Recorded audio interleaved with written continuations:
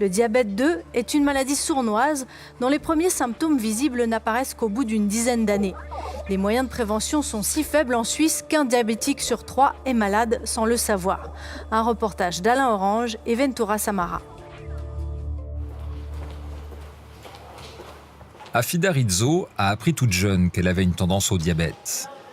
À tous les tokens prêts pour le contrôle radio, merci. On a 2 visites guidées ce matin. Oui, tout à fait. Donc, Dans son Maroc natal, une amie infirmière lui avait fait une prise de sang lors d'un malaise. la faune régionale. Écoute, ta visite guidée, qu'elle est là. Hein? D'accord. Bonjour les enfants. Vous êtes prêts pour la visite? J'étais très jeune, donc je ne l'ai pas pris trop au sérieux et tout ça. Je n'ai pas soigné, voyant que avec la jeunesse et tout ça, je ne voulais pas dire que j'étais diabétique. Je ne l'ai pas pris au sérieux, j'ai laissé aller. Ce n'est qu'il y a une dizaine d'années qu'elle s'est mise à consulter régulièrement un médecin. Des examens ont alors confirmé qu'elle souffrait d'un diabète de type 2, à un stade déjà avancé. Vu que mon papa il est mort aussi par un coma diabétique, donc j'étais sous le choc. Vraiment, là, c'était vraiment sous le choc carrément. À tel point que je n'ai pas pris aucun traitement. Ma mère, elle est morte parce qu'elle était aussi diabétique. Elle est morte quasiment aveugle, qu'elle ne pouvait pas marcher. Moi, un certain temps, je ne vous cache pas, j'étais vraiment sous antidépresseur parce que je n'arrivais pas à gérer. Le diabète de type 2 peut avoir une composante héréditaire. Mais c'est surtout une maladie de civilisation, liée au surpoids et au manque d'exercice. L'excès de cellules graisseuses dérègle notre métabolisme et peut nous rendre résistants à l'insuline. Or, cette hormone est la clé qui permet à nos cellules d'absorber le sucre que nous avons ingéré et qui est passé dans notre sang. C'est un carburant vital, surtout pour les muscles et le cerveau. Avec le diabète, les récepteurs présents à la surface des cellules deviennent anormaux et n'arrivent plus à fixer l'insuline. Le glucose ne peut plus être absorbé normalement. Sa concentration augmente dans le sang, causant une hyperglycémie chronique. Pour compenser, le pancréas se met à fabriquer toujours plus d'insuline, mais il finit par s'épuiser. Le sucre étant toxique, l'organisme cherche à éliminer le sucre en s'en débarrassant par les urines. Donc on boit beaucoup, on urine beaucoup, on boit beaucoup, on perd du poids, on est fatigué. Ce sont les symptômes cardinaux qui néanmoins, dans le cas du diabète de type 2, sont souvent estompés et que beaucoup de personnes interprètent comme liés à d'autres éléments. Par exemple, liés au travail, je suis fatiguée à cause de mon travail. Exactement. Elle me disait Isabelle Agontraube est diabétologue. Dans le canton de Vaud, elle a activement contribué à fédérer les énergies autour d'un programme cantonal diabète. On peut être diabétique sans le savoir. À la longue, néanmoins, cet excès de sucre va conduire à des complications qui fait qu'au moment du diagnostic, une bonne partie des patients, on estime qu'un tiers des patients dans notre pays ont déjà des complications lorsqu'on diagnostique le diabète. Ça veut dire que le diabète est là depuis une dizaine d'années et qu'il a passé inaperçu depuis 10 ans. Une maladie silencieuse pendant 10 ans. Cela rend difficile d'accepter de se soigner. Après quelques années, Afida s'est finalement résolue à suivre un traitement. Elle se pique régulièrement le bout du doigt pour contrôler sa glycémie.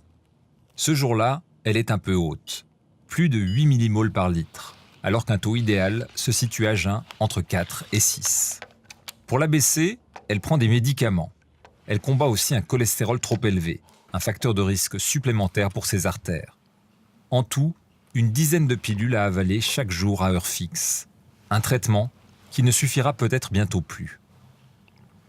Quand le diabète évolue à la longue, il arrive qu'on rajoute de l'insuline. Donc c'est un traitement par palier qui est instauré au fur et à mesure de l'évolution de la maladie. Il est clair que plus le diagnostic du diabète de type 2 est tardif, plus le pancréas est fatigué et plus vite on devra avoir recours à l'insuline. On vous a proposé des piqûres à l'insuline? Pas encore. D'accord. Mais quand on vous en proposera, quelle est votre réaction? Qu'est-ce que vous pensez du fait de devoir se piquer? Ouf.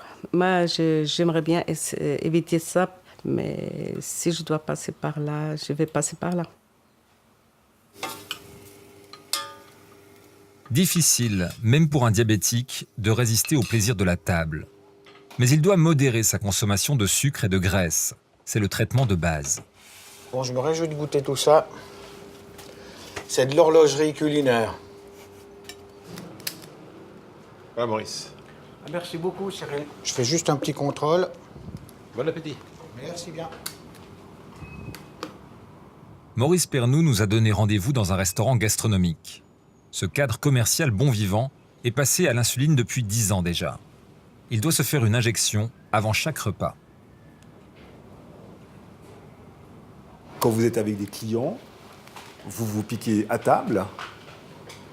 Alors, avec des gens que je connais, oui, parce qu'ils savent que je suis diabétique, et puis ça leur pose pas de problème. Si c'est des gens que je connais pas, non. Parce qu'ils peuvent se demander ce que je me pique, hein. Est-ce que vous pouvez choisir librement ce que vous mangez? Alors, oui, je peux choisir librement. Quelque part, si vous allez manger dans un restaurant, votre corps va ensuite apporter l'insuline qu'il faut. Moi, en fonction de ce que je vais manger, je peux lui ajouter ces doses qui me manquent. Là, je vais estimer que j'ai à peu près 50 grammes à 100 grammes de pommes de terre, ce qui fait environ 30-35 grammes de glucides. Et là, je vais compléter ma glycémie en fonction de ce qui manquait avant et de ce que je vais manger. Cyril, est-ce que j'ose vous demander un verre de vin rouge et une eau minérale gazeuse, s'il vous plaît? Bien sûr, Maurice. Le vin, c'est pas interdit pour un diabétique. Non. Souvent, on pense que le vin va faire augmenter la glycémie. Et puis, c'est pas le cas. Pourquoi? Parce que le foie va métaboliser d'abord l'alcool et après le sucre. Donc, les diabétiques peuvent boire du vin, comme tout un chacun, merci beaucoup, à des doses raisonnables.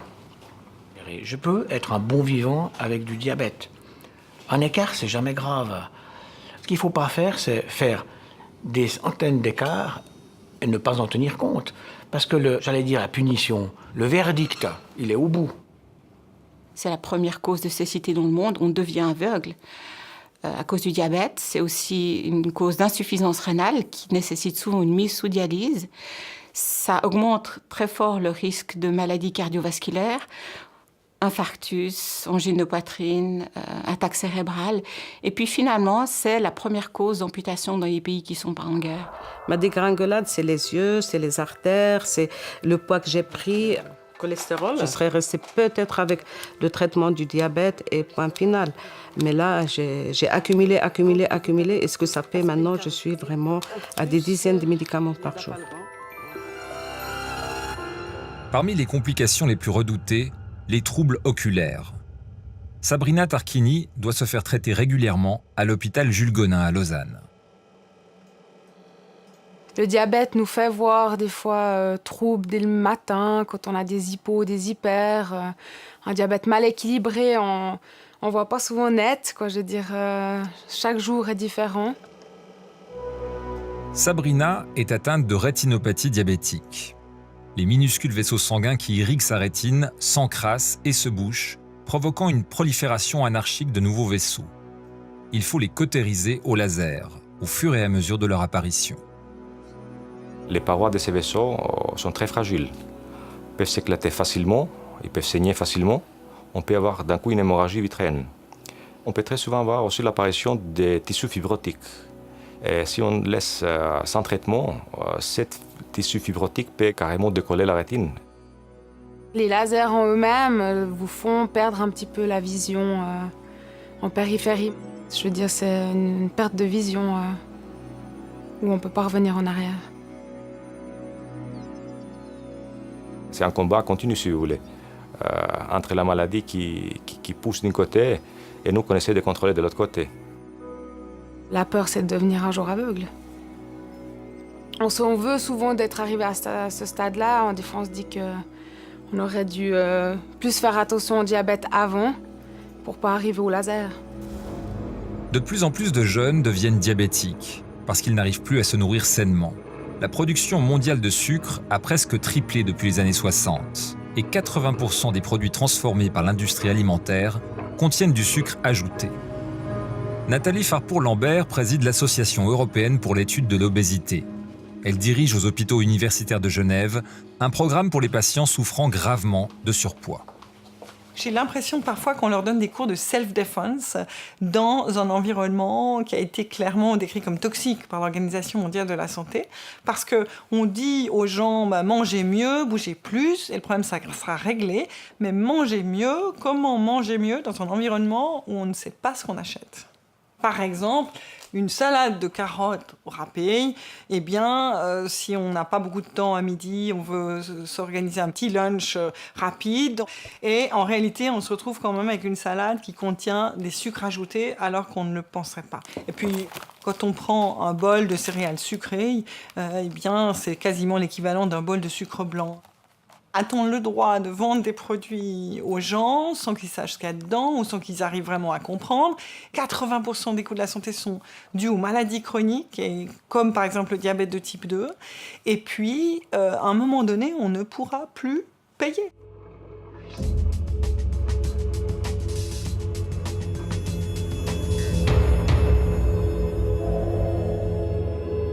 L'industrie agroalimentaire ne cesse de bricoler le sucre, de le modifier et de lui donner des noms du genre tréhalose, ce qui nous empêche de le repérer sur les étiquettes à moins d'être chimiste.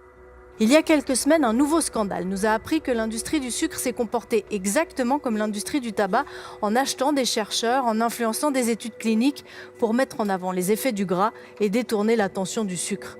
Une attitude qui a des conséquences négatives très concrètes sur la santé de millions de personnes à travers le globe. Le pied diabétique, par exemple, est une des complications graves d'un diabète mal soigné.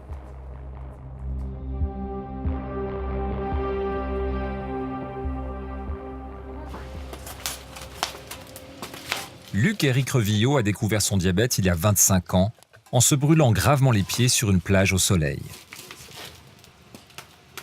En marchant sur ce sable brûlant, la peau était endommagée par la chaleur. Ça fait des cloques le soir, c'était assez spectaculaire. Mais je ne sentais absolument rien, aucune douleur du tout. Et puis cette espèce de liquide qu'on a dans le corps, quand il y a une cloque qui saute, qui sointait. Puis j'ai vu un pied après l'autre pied qui était complètement atteint. Je suis allé tout de suite voir un médecin, puis le médecin m'a dit, il était impressionné de voir ces dégâts au pied.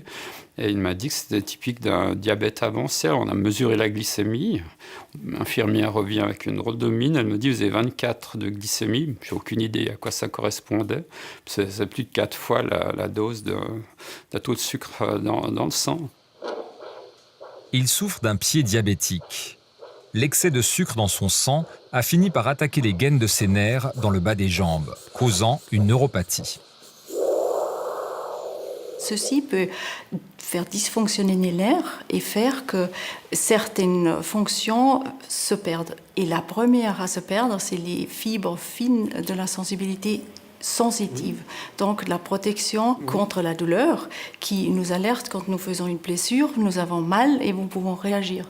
Donc le patient diabétique va ne pas ressentir une douleur parce qu'il a perdu cette sensibilité protectrice.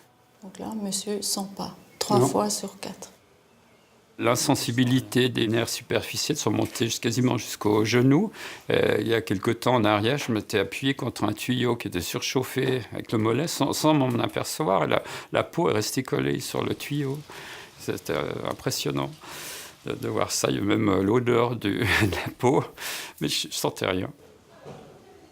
Un patient qui est à risque, qui a perdu la sensibilité protectrice, il faut obligatoirement lui faire enlever les chaussettes et regarder les pieds. Je trouve 1 fois sur 2 une pathologie qu'il n'a pas vue, pas sentie. Soit une mycose entre les orteils ou une petite crevasse qui peut saigner. Des fois, le patient vient même et il me dit « j'ai une tache dans la chaussette, je ne sais pas pourquoi ». Et cette tache, c'est quoi? En fait, une plaie qu'il n'a pas vue, ni sentie. Vous me dites si vous sentez une vibration.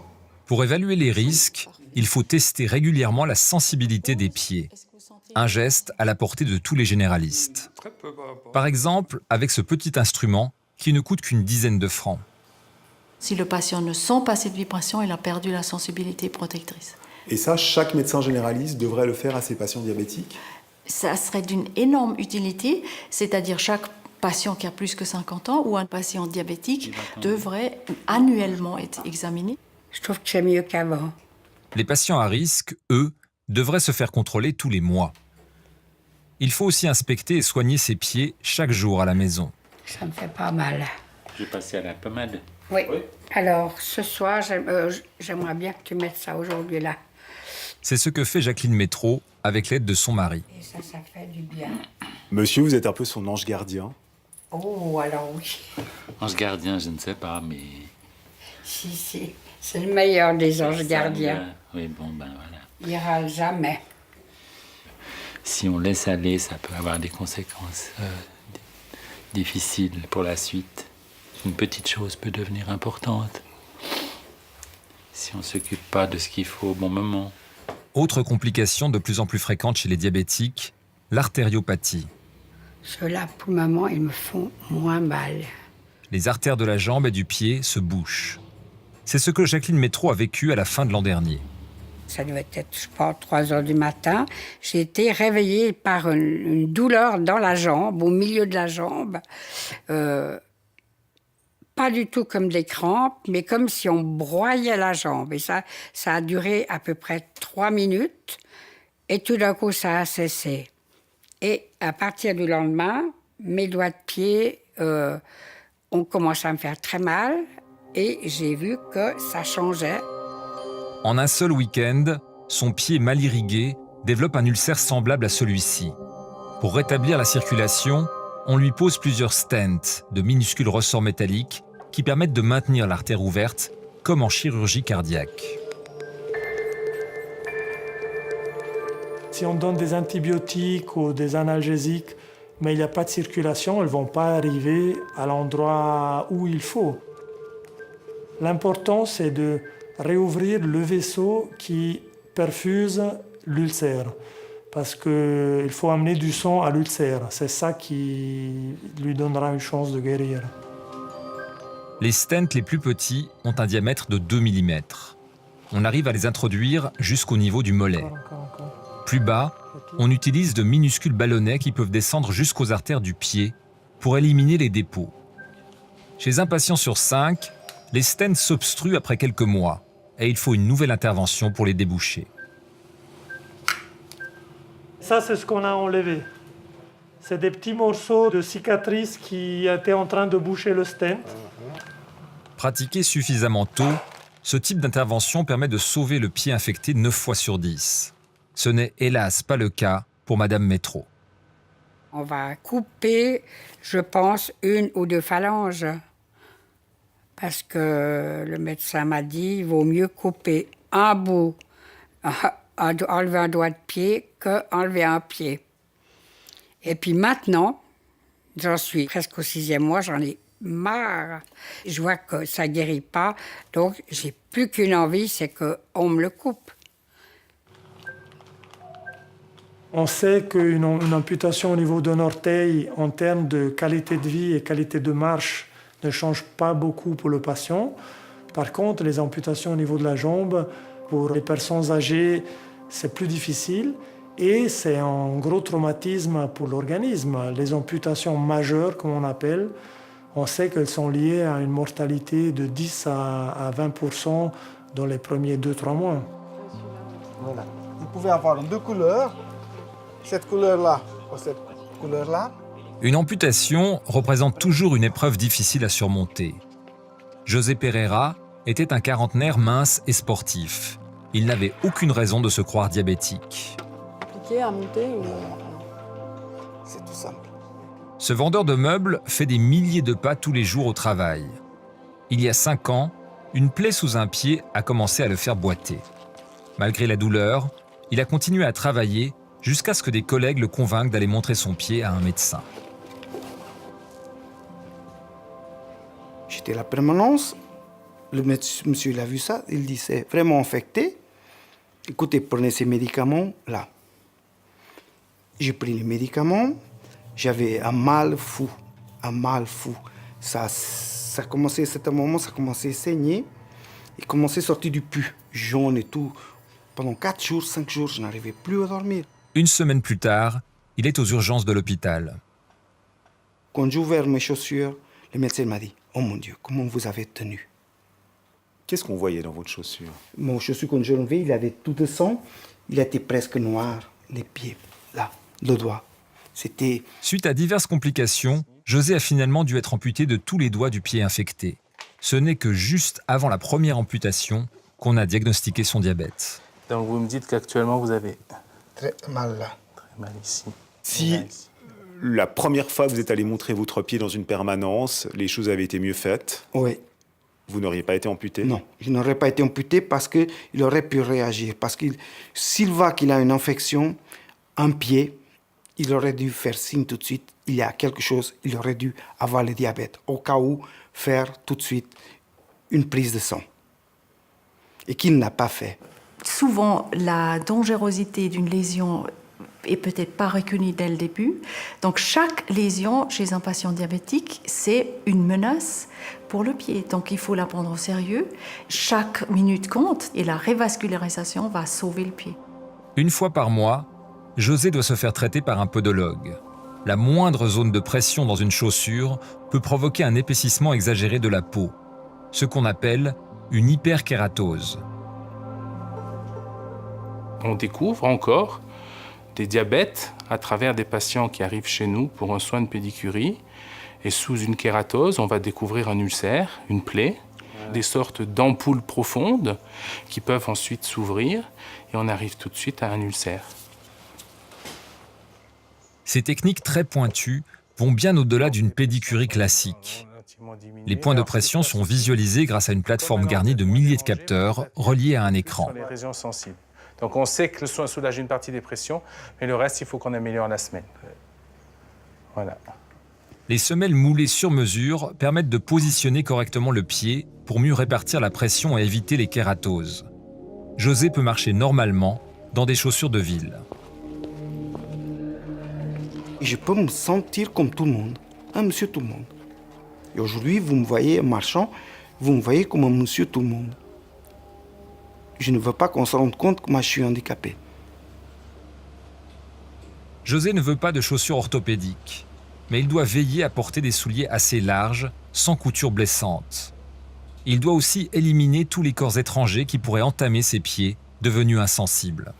On a découvert des thunes dans les chaussettes. On peut découvrir plein de choses dans une chaussure d'un patient diabétique. On peut avoir les clous, c'est pas si rare. Le patient diabétique ne va pas le sentir.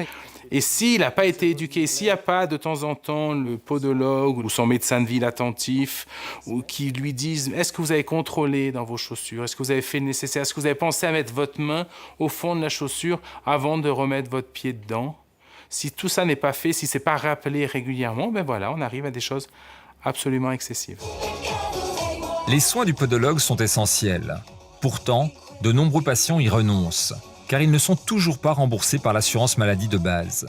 Une seule plaie va représenter des frais jusqu'à 45 000 francs par année, alors que des frais de podologie sont dans des frais largement moindres, donc peut-être 1 000 francs par année, pour éviter ce genre de problème. Et ne parlons pas de la charge psychologique, traumatique, majeure pour une famille et pour le patient ayant subi un tel drame d'une amputation.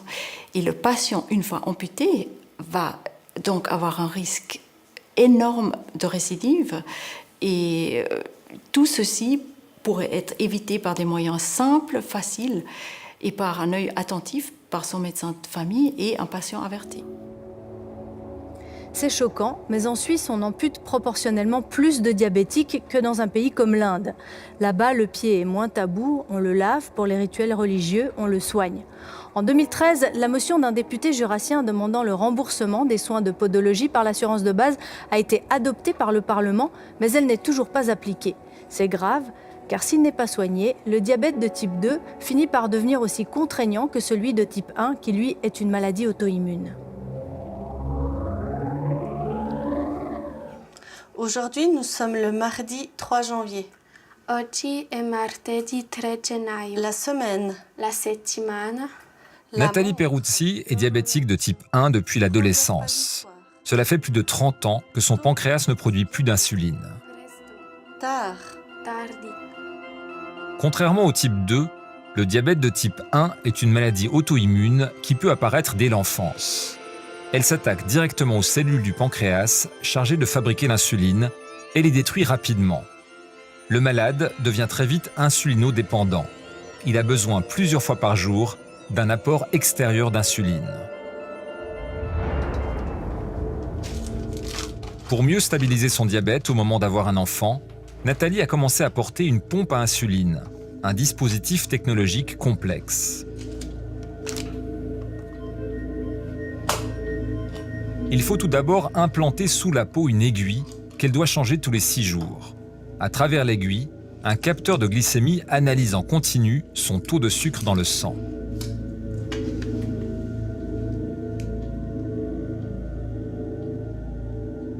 Le capteur transmet sans fil ces informations à la pompe, où Nathalie peut les lire pour repérer les glycémies trop hautes ou trop basses.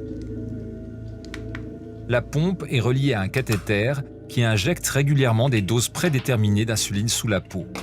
Nathalie doit rajouter elle-même des doses supplémentaires au moment des repas.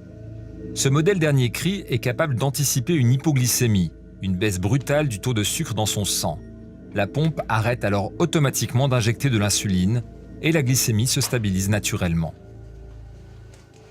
Alors j'ai un diabète autrement mieux équilibré qu'avant. Et puis ça a simplifié beaucoup ma qualité de vie. Je peux manger ce que je veux quand je veux. Si j'ai pas envie de manger, je suis pas obligée de manger à des heures fixes. Je vis presque comme monsieur et madame tout le monde, mais avec ma pompe. Avant d'avoir ce nouveau modèle, le danger pour Nathalie était de faire des hypoglycémies sévères pendant la nuit, ce qui a déclenché 2 fois des crises d'épilepsie dans son sommeil. Ça, c'était une grosse angoisse. Et puis grâce au lecteur de glycémie en continu, maintenant je peux me coucher avec une glycémie parfaitement dans la norme, parce que je sais que si dans mon sommeil elle descend, je vais être alarmée, puis la pompe s'arrête de fonctionner. Pendant sa lipo, ouais, comme ça. Ouais. Ok. Donc ça, c'est embêtant. Oui. Quand vous rentrez du travail. Oui. Là, vous voyez, vous êtes très haute, mais qu'est-ce qui s'est passé pendant la nuit? Parce que j'étais en hypo.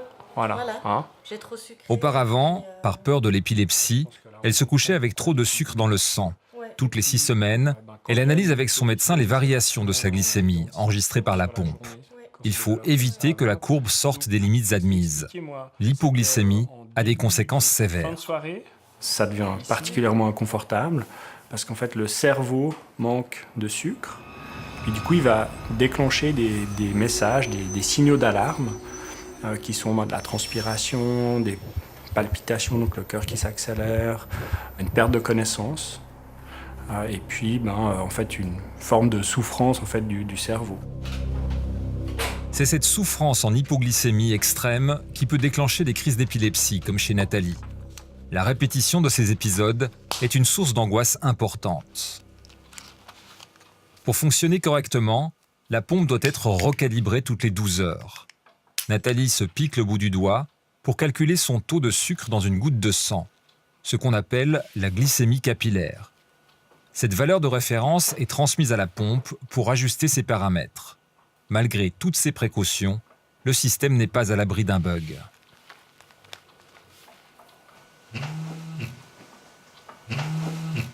Tout d'un coup, il m'avertit dans la nuit que je suis en hypoglycémie, ça vibre, la pompe s'arrête, 1 fois, 2 fois, 3 fois. Puis finalement, je me sucre. Et puis quand même, au bout de la 2e fois, je fais quand même une glycémie capillaire pour vérifier. Puis je suis plus du tout en hypoglycémie, alors que la pompe, elle continue à me dire... Donc c'est pas tout à fait fiable, là? Pas toujours, non. Non, non, non. Alors qu'est-ce qu'on qualifie un diabète équilibré? C'est qu'il y ait le moins possible d'hypoglycémie, voire pas, et que la courbe de glycémie reste dans une certaine fourchette. Et il y a moins de 50% des patients qui arrivent à avoir un diabète parfaitement équilibré. Donc on voit bien, hein, on a beaucoup de technologies, on a des meilleures insulines, mais la difficulté, c'est le quotidien. Et la gestion au quotidien, elle est complexe.